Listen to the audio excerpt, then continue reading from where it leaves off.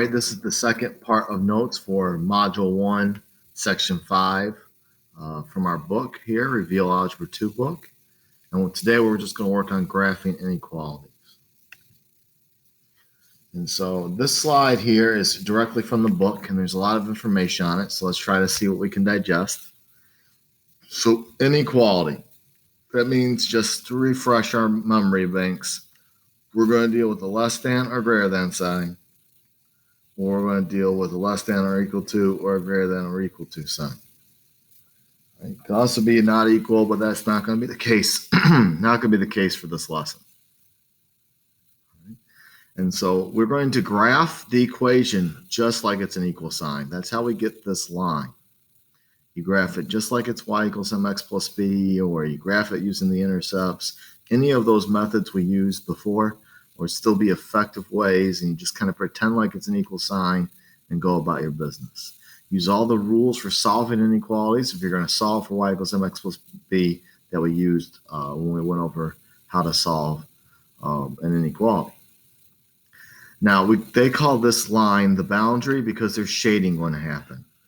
And there's going to go over kind of two different ways. We're going to talk really only about one way to figure out the shading. And so right now you can see this is shaded slightly above the line, and 0, 0 is slightly below the line. So if you plug 0 in for x and 0 in for y, you would find out that it would not be true. And so this area would not be included. And so then you would shade above it. So you can always pick any point you want as a test point. Or if it's ever y is greater than, or y is greater than or equal to, then you shade above. If it's ever y is less than, or y is less than or equal to, then you shade below. The only time it's not shade above or below is if it's x equals a straight a straight vertical line. Then that becomes left and right, just x. We don't have a whole lot of those happen in our context of our course, but we'll talk about it if it does occur. The other thing that happens here is with the boundary, we have what they determine to be closed and open half planes. So not only do you have the shade, you have to decide if this is a solid line or a dashed line. And if there's a line underneath it, then it's a line. So if there's a line underneath it, then the line will be a solid line. All right, if the line, and it's okay to say dotted. I always say dash because, well, they're dashes. All right. A dotted or dashed line if it's just less than or equal, less than or greater than. If it's got an or equal to, if it's got a line underneath, then it's a line.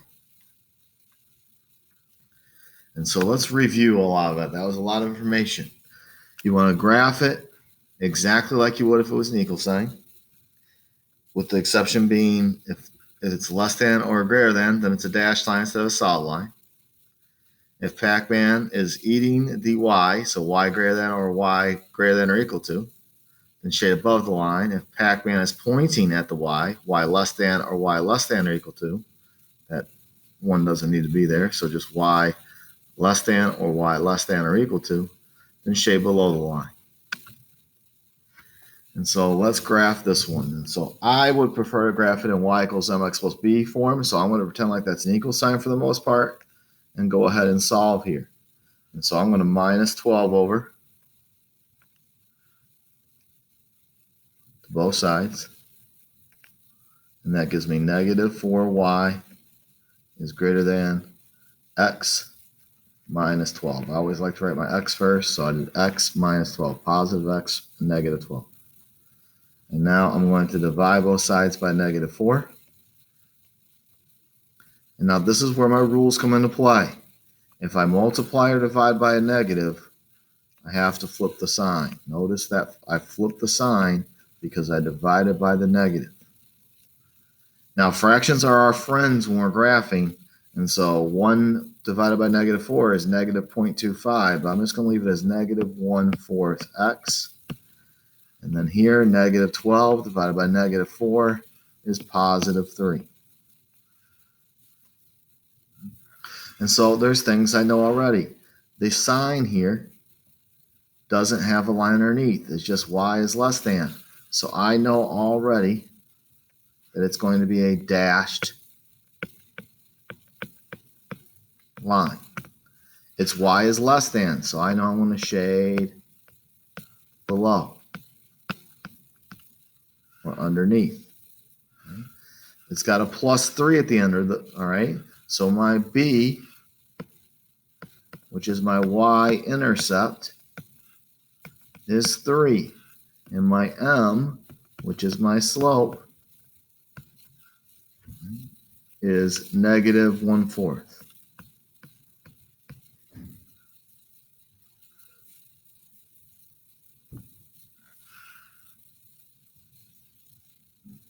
And so I'm going to write those facts again right here. I know it's dashed. I know you shade it below. I know the B was 3 and the M was -1/4. And so first thing I need to do is use my start point. This is my starting point, the B. So 3 is right here at 3 on the y-axis. Then I'm going to use my slope, rise over run. So I go down 1, over 1, 2, 3, 4. And so my new point is right there. Now, just because I want to be careful, I want to go the other way too. And so instead of down 1, I'm going to go up 1, and I'm going to go back 4. And so my other point I'm going to use is right here.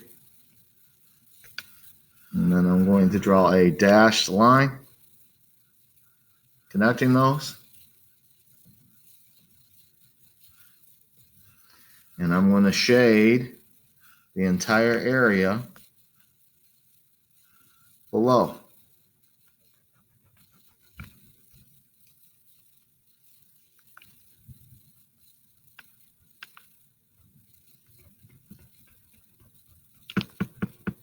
And that's good enough. Let's look at another example. Again, let's get in y equals mx plus b form. So I'm going to -9 to both sides. I'm going to divide both sides by 3. Now I divided by a +3, so there is no need to flip the sign. Again, fractions are our friends when we're graphing. 8 divided by 3 is some weird decimal, 2.6 repeating. And so I am going to leave it as 8 over 3. 9 divided by 3 is 3. It was -9 divided by 3, so it's still -3. So I know right now, solid line. How do I know that? This line underneath. I know right now, shade below. I know B is -3 and the M is 8 over 3. All from getting it right there. Again, what facts do I know? I know that it's solid, that I shade below, that B was -3 and M was +8 over 3. So again, go to your starting point, the B, -3. Oh, that was terrible. Let's try to fix that. And then go up 8. So count up 3 to 0, up 5 more, up 8 total over 3 for the next point.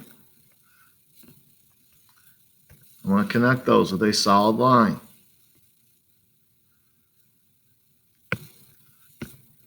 And I'm going to shade below.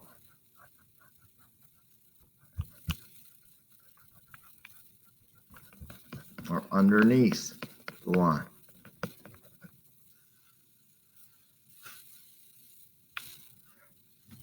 All right, you try this one. Give it a quick glance over. See if you can figure out or deduce. You can pause the video here.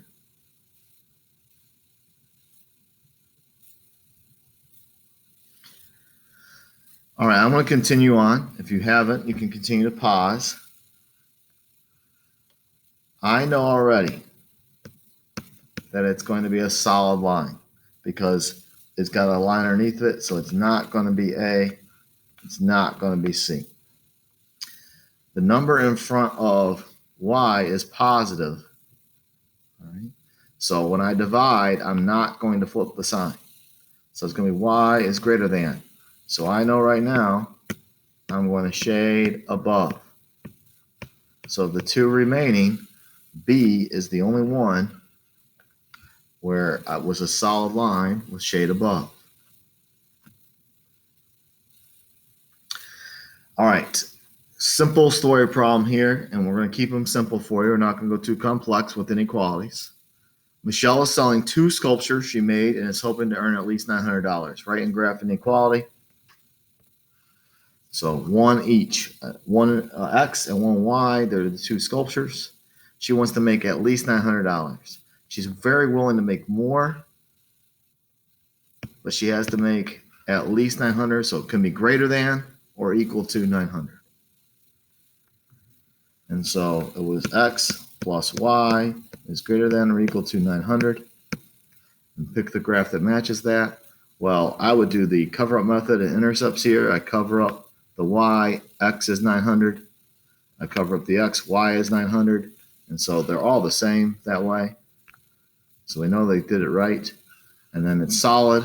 So it's got to be C, B or D rather. It's solid. And then it's Y is greater than. Obviously, they don't want to make less money. They want to make more money. And so for this one, it is D. Good luck. Let me know if you have questions.